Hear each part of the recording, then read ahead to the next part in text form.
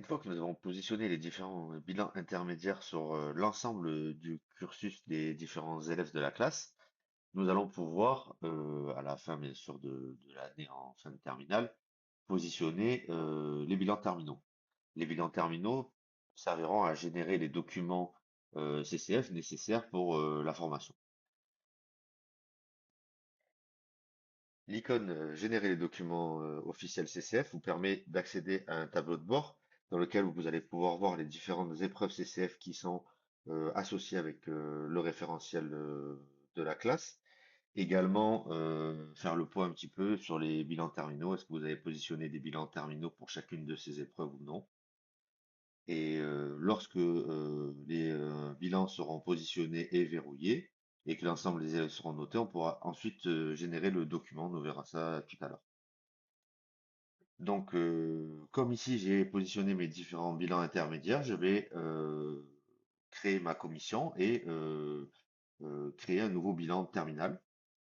Donc, dans l'interface nouveau bilan terminal, je vais pouvoir positionner la date de mon bilan, lui donner un nom, l'associer à un référentiel et également, lorsque les épreuves sont renseignées dans le référentiel, sélectionner l'épreuve de référence.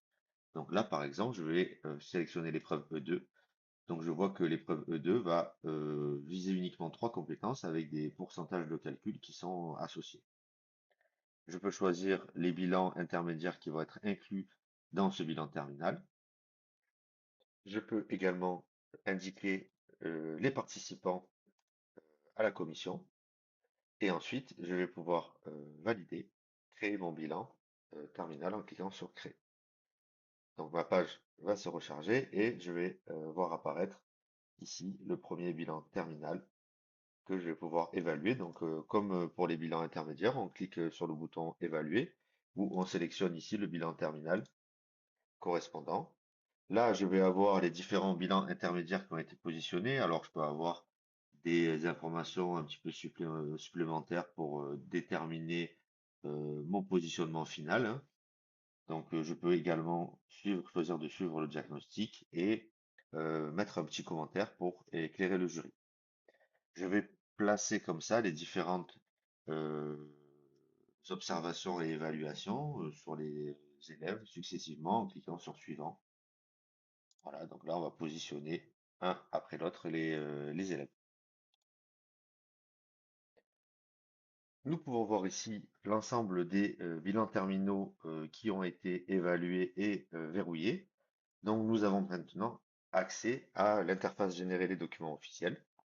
Je vais cliquer sur cette interface. Je vois que l'ensemble des bilans ont été positionnés pour les trois épreuves. Ils ont été verrouillés et notés. Je vais choisir le format de document et je vais pouvoir générer directement le document.